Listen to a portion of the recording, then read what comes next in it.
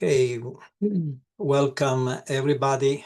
Good morning if you are in California. Good afternoon if you are in on the East Coast on Europe. Thank you for joining us. This program is sponsored by the Stanford Deans of Engineering, Humanities and Sciences, and Medicine, by Chemical Engineering, and by Continuing Studies. If you're not familiar with the program, LASER stands for Leonardo Art Science Evening Rendezvous. Go to lasertalks.com and you'll find out everything about it. We've had literally hundreds of speakers from all sorts of disciplines, and we're pretty good at posting the videos. There are now laser series in more than 50 universities worldwide, and go to leonardo.info if you want to learn, if you want to find out if there's a series near your location. Again, go to lasertalks.com to find out more. I don't want to waste time, especially the lunchtime lasers. Most of our people have only 1 hour. We have 2 speakers today. I will introduce each one separately. I'm pleased that they are in completely different disciplines, which is the spirit of the lasers. Harpreet Sareen, do I pronounce correctly? That is correct, yes. Close enough. He's assistant professor of interaction and media design at Parsons School of Design in New York, and director of the Synthetic Ecosystems Lab. He's a product of the MIT Media Lab. One thing that we definitely envy from the East Coast here in California. By the way, groundbreaking news in California, it's raining in the Bay Area. His work is situated at the intersection of material science, biology, and electronics. Good. I'll get to Alexander Sorenson later.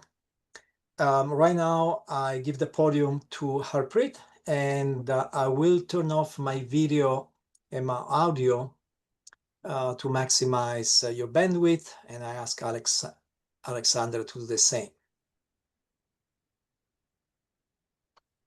Just wait to make sure that Harpreet can start correctly. Thank you, Peter. I'm ready to start. Okay, go ahead. Thank you. Thank you, Piero, for hosting this seminar, for inviting me. I plan to cover a lot of ground, so 20 minutes might go fast. When we are done, your mind might be overflowing, so please feel free to ask me questions after the talk, and I'll also give you my email towards the end, so we can continue discussions. Before I start, I would like to do a short exercise with the attendees here. If you are, I can't really see the attendees, so I'm just going to give you a prompt and then ask you to type in chat or maybe raise your hand. But here's the prompt. I would like you to close your eyes, think of a scene in nature. I will count to 10 seconds.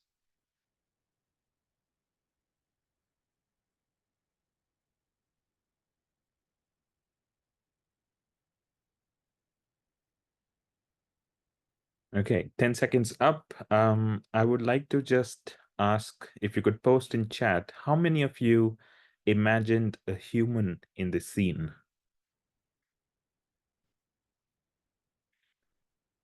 If you could raise your hands or just type it in the chat.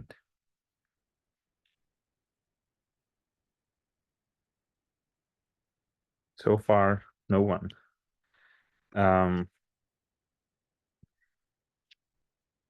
Usually there's at least one, no humans.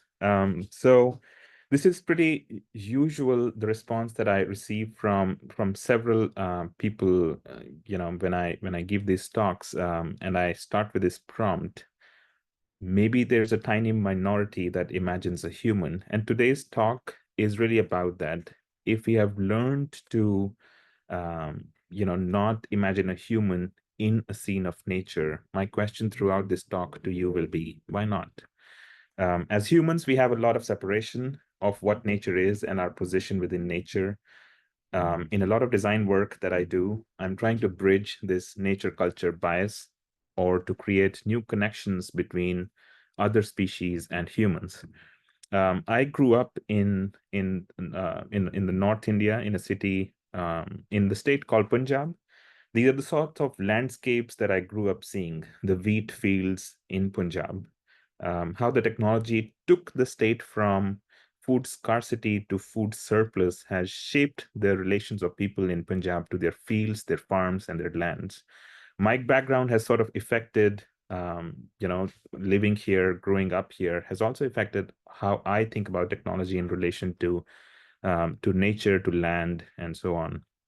And this is what I what inspired the subtitle of the talk today, The Great Decentering. Really, if you think about it, the first couple of decenterings that have happened have displaced the human from being at the center. If heliocentrism represented the first great decentering, displacing the earth from the center of the heavens, and Darwin's theory represented the second great decentering, then I believe we are now at the dawn of another great decentering, which is more planetary in nature, that shifts the human as the measure of all of these things. For me, as an engineer, as an interaction designer, I believe we are not going through a paradigm shift in interaction design, where we expand the horizons of interaction design to include nature and non-humans. And most of my time is at Parsons is spent thinking about that. The planetary is about shifting of the borders crossing us, and also entangling the human civilization in its habitat. I run the Synthetic Ecosystems Lab at Parsons, where we create digital plant hybrids, organic material interfaces. I work with a lot of students who create the most wacky things possible, from puzzles for orangutans to games for Komodo dragons, and several other things that you'll see throughout this talk. Here, the orangutan is trying to solve a puzzle through an intervention done in the San Diego Zoo, the context of which I will talk about later in the talk also. So interventions for lemurs, traffic light system for geese, and several other projects are the kind of work that you would see, in a lab like ours. My background, most of my background comes from professional work in Google, Microsoft, as well as in universities, museums, research centers. My research started from a field called human-computer interaction. And in the quest of trying to make technologies more and more human, I was trying to extract the digital out of the screens to wrap it onto the world, displays that are holographic, displays that are flying, ambient media in physical spaces, terrariums you can talk to and ask, what's the weather in Seattle? And somewhere along the line, I started to question really what it means to be a human. And at that time, took a hard left in the sort of work that I do to fundamentally change the media itself. As a designer, as a professor of interaction design, I mean, I ask this question to my students a lot, fundamentally, what do interaction designers do? Interaction designers try to understand human senses and how they translate to behavior. Physiology, visuals, other sensory stimuli is what we look at when we design. But nothing captures the fundamentals of the word design more than the word. Nothing captures the fundamentals of design more than the word behavior. In terms of how the sensory stimuli comes together to create behavior in an organism is most often what we look at, try to understand when we try to create a dialogue, either with a computer or even with an organism now. But if we go back to the sociological definitions of behavior, it includes an animal or a person. Why did we stop considering other forms of life when we design interactions? And in my work, I look at interaction where biology and interaction design start to merge together. And so we're not only looking at the senses of humans, but also looking at senses of other behavior of other organisms to find translations, mechanisms for human to see what they would otherwise not see. My research is about designing with and for non-humans and also thinking about bionic organisms. This tension between living and non-living, organic and inorganic, has been at the forefront of my studies. In my work, I am specifically, trying to think about the work at the intersection of living and non-living. This world may seem whimsical or at odds with the world that we currently live in, but I argue this is simply because of our broken relationship with the nature. For thousands of years, our biological materials, they were in direct connection to our practices of fabrication, medicine, food, and more. These materials, they were culturally specific. They were grown outside a house about which a household had specific knowledge, a relationship that was disrupted due to the Industrial Revolution and land reclamation projects. Recently, I was reading a philosophical article. This is from late 1800s and even earlier, and the way the articles during that time used to talk about nature is as an unproductive wilderness made productive with the love of human labor. And so a lot of my research is about finding new means of integrating with nature, but also trying to understand what nature is and how do we think about it as we continue to develop the field of interaction design. Some of the questions that matter to me a lot are, what does choice and control look like for technology in non-humans? How do we understand what's happening inside, or the mechanisms of plant physiology, how the plants are interacting with the surrounding environment, and how can we as humans try to better understand them through the interaction design? What are the organic alternatives to our technologies?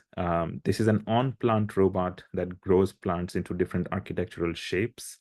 And really, how do we rethink technology in the context of this merger?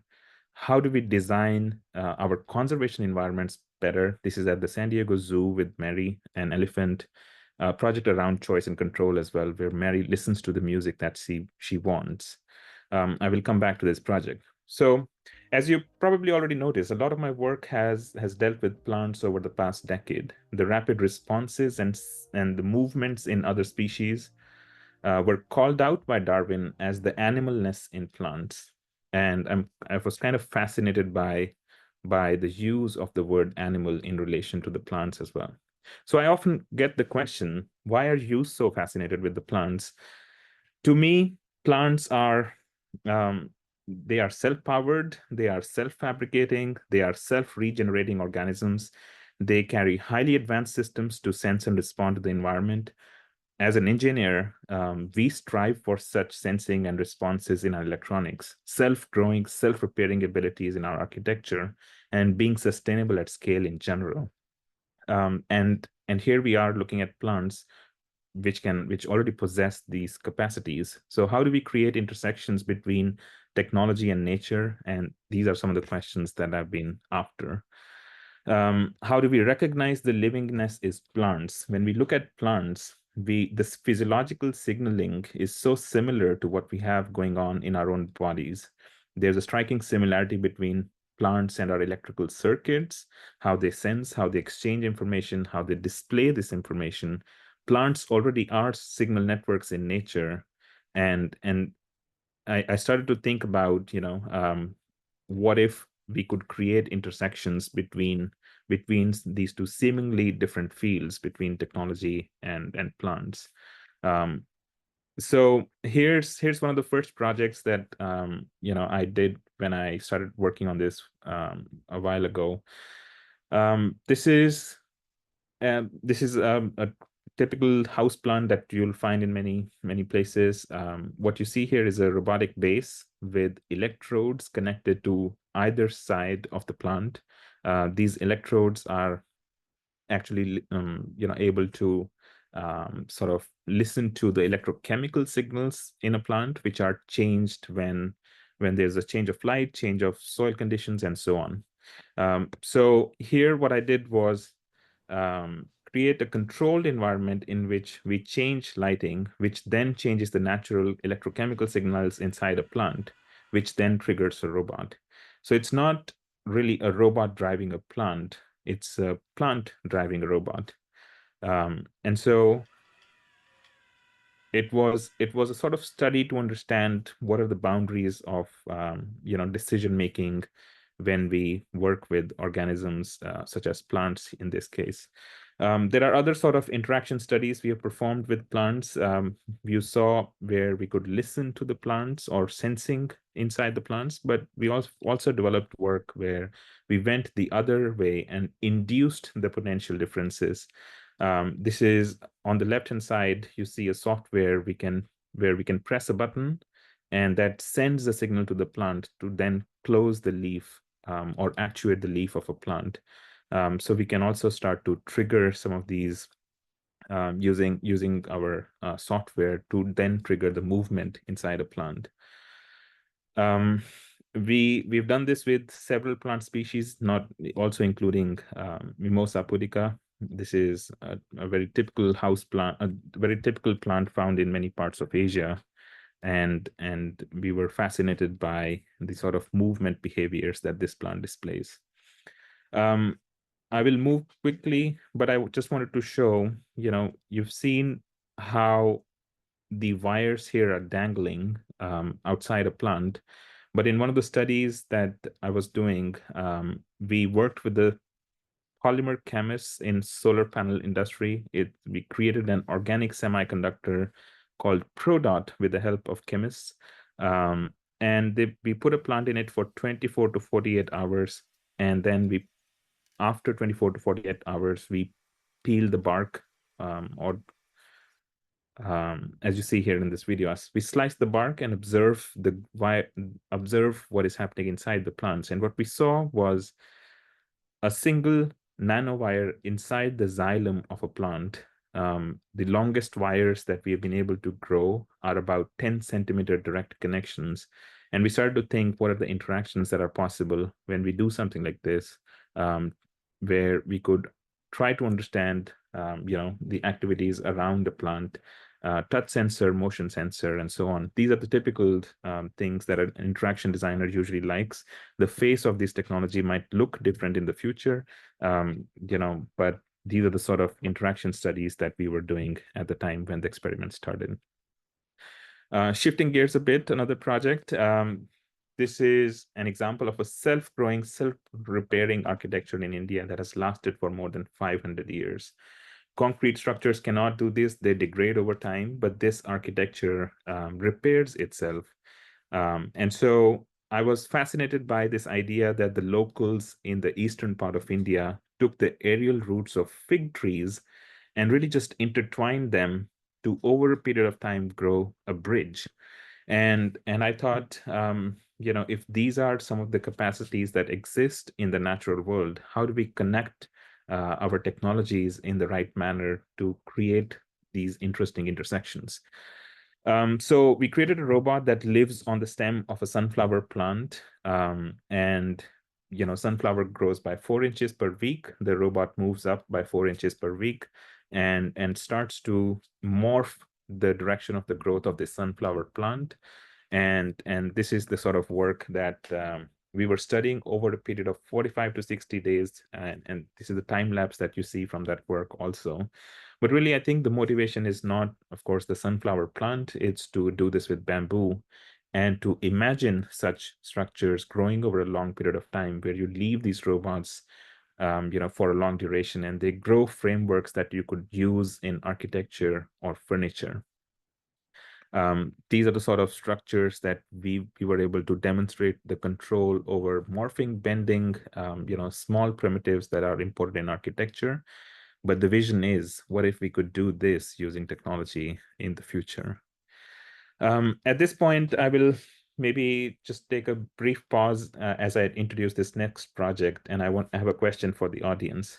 I will play this sound, and I want people to guess what the sound is. You can type this in the chat.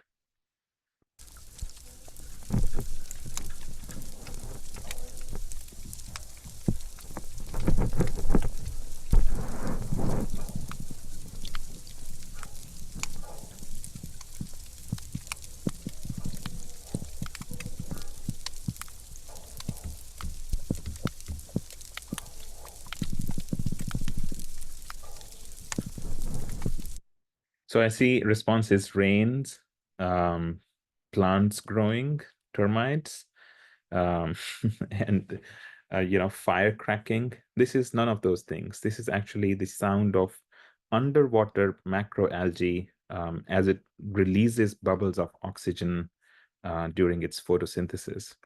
Biologists often call macroalgae as lower plants as one of the evolutionary predecessors. And so you can already start to see this hierarchy emerging even among plants and then, later amongst humans. But these species of macroalgae, they are often found in lakes, in seas. They grow as a result of nutrients that are found naturally or as a result of artificial factors such as leaks from agricultural land and so on. And in 2021, I was at Lake Anza in Berkeley, not too far from you all. And I was dipping hydrophones in Lake Anza and started to do these experiments. And I didn't hear anything in Lake Anza, but in Sausalito for the first time, this is the sort of sounds that I heard. This is the same sound that you heard just now as well. I was surprised. I was confused. I thought the microphone is, producing static sounds. I thought it was noise. I thought it was shrimp. Shrimp is very popular to make such sounds. I consulted with a marine biologist and found that actually shrimp doesn't make, there's no shrimp in that area. And so later I performed some control experiments, and we found that what we were listening to was actually the resonant frequency of a bubble, or the resonant sounds of a bubble. When these bubbles are formed as a result of photosynthesis, they start to shake, and that shaking produces a resonant sound, and millions of bubbles is what you hear in that sound clip that I played for you before. So we studied the characteristics of these sounds, and for me, I think it was not only interesting to find, or understand this sound, but really, I think, expose this phenomena to the outside world. So we created installations during the pandemic when people had the highest disconnection from the nature to really, for them to understand what some of these sounds could mean and why algae even produces this sound. And why did we only find out about this like 2 or 3 years ago? I mean, is it because algae is underwater, out of sight, out of mind? Why haven't we focused on some of these characteristics of nature? Why are we only finding out about this, in 2020, in the 2020s? So we created an aquarium where people could send a message, and the aquarium actually responds back to them. And basically, the aquarium sends them back in response to their message a long algae bubble audio for the people to then reflect on the difference between human time and ecological time. These aquariums were in Linz in Austria, in New York, and in Tokyo. So we had a lot of turnover in some of these installations as well. Finally, I wanted to just come back to this project. This is Mary, an elephant who's using this auditory interface at the San Diego Zoo. And I only have a minute, so I'll make this quick. But Mary is able to turn this over by recognizing the face of this box to then change the music that she wants to listen to, but then also turn it off when she doesn't want to listen to anything. At this point, we are thinking about design not only as human dimensions, but also organism-based dimensions, where design is going from just the study of affordances, but also to study the organism behavior. I will quickly skip and maybe say something about this larger context and how this work fits into the larger context. Where I grew up, my mother had bought a few houseplants when I was born.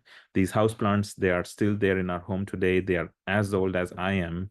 And there is something about those deep values of coexistence with nature. The culture itself has a different relationship to nature, where the courtyards would bring in nature while living in its literal surroundings.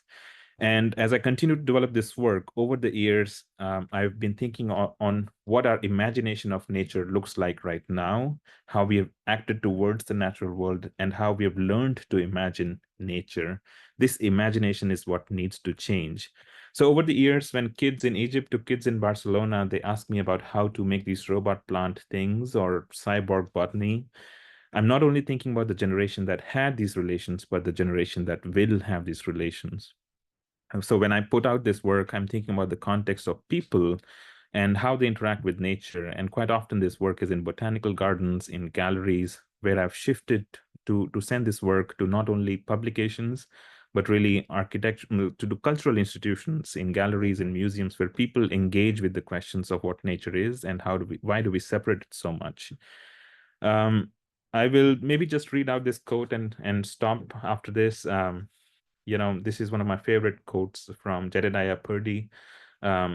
It makes us question about nature and what nature really is. The planet's landscapes, its forests, its fields, along with the species that inhabit them, are uh, those we have cultivated and introduced, those we have let live. If nature were a place, we could not find it. If nature were a state of mind, we could not attain it. We are something else, and so is the world. Through most of the work that I've shown today, my goal is to plainly ask, in a world that we can't help shaping, what will be shaped? How can the technology become more organic? Thank you so much. And as I said, we can continue the discussion now and even later. Here's my email. Fantastic.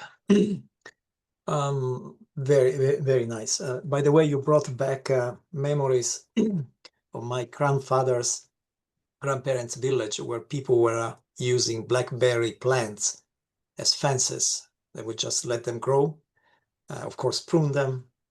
So self-repairing, self-growing structures. So I don't know how much time you spent to be the anthropologist. It would be nice to have some kind of catalog book of this kind of things. Very interesting. So if anybody has questions, post them in the chat of the Q8 or the QA. My question is really something that interaction designers say a lot.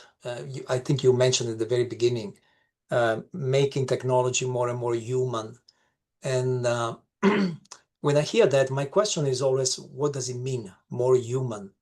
And of course, depending on the answer, sometimes I have the question, why? I mean, we don't try to make cows more human, right? Okay, to explain the why. Yeah, I mean, I feel the way interaction design traditionally has been approached, I think the legacy is mostly in the design of automobiles, industrial design, on how we can interact with these artificial devices. And if we are confused on using some of those devices, then we go back to the psychology principles on how can I make it easy? How can people perceive colors, shapes, or the proximity of shapes in a certain way. And so I feel, when people say more human, people, at least interaction designers, traditionally the way field has done it is to just look at psychology and how humans behave towards certain things and try to create iteration cycles of technology.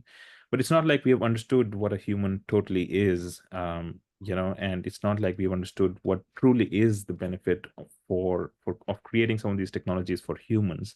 So if you have not really understood that, how can we even create some of these that are see some of these technologies that are not only exclusively for humans but also for non-humans. But I think the idea here, at least in the case of non-human design, is for us to continue to do these studies over a time, building up our understanding, and to try to understand more and more about any particular organism.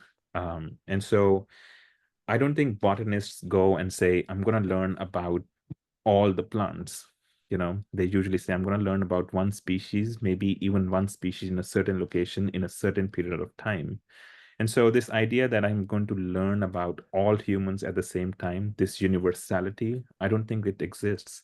And it's the same case with organism design as well. When we are studying organisms or plants, none of them behave similarly or exactly the same. And all things given, when environmental factors change, each plant, even of the same species, can behave differently as well. So I feel like when the principles of universality are applied in design, which is how interaction designers usually approach it, things usually fail because of this reason, because we haven't understood, there's no universality in some of these things. I hope that somewhat. What is the most important thing you have learned from plants? The most important thing learned from the plants, again, I feel there's the technical answer to this, but there's also just an overarching answer. I feel we've created technologies for a number of centuries now, and we've learned to think about technologies as this sort of modern marvel. Things can move fast, things can calculate, and we've learned to see this in an artificial silicon bound framework. More and more we're now thinking about it now with in relation to computation. But what if we flip this idea and try to apply and understand what computation exists already in the natural world, not only in plants, but actually in many things around us, including abiotics, rainwater, soil, waves, and so on. So there is computation that exists in the natural world. Some of this computation is actually for the contexts of the plants. It is going to be far more efficient. And as I said, this is in the context that when we see the plants, they are self-repairing, self-powering, self-regenerating. None of our technologies can do that. And this fact alone has kept me surprised for a number of years, that how come we have never learned to recognize on how our modern technologies are not so modern. We are still on our way to understand nature, and it's quite lofty goal for us to understand how to create some of these properties in the natural world. So that's kind of what has been, to try to understand some of these self-repairing, self-powering, and self-regenerating properties of plants. Very interesting. Very much.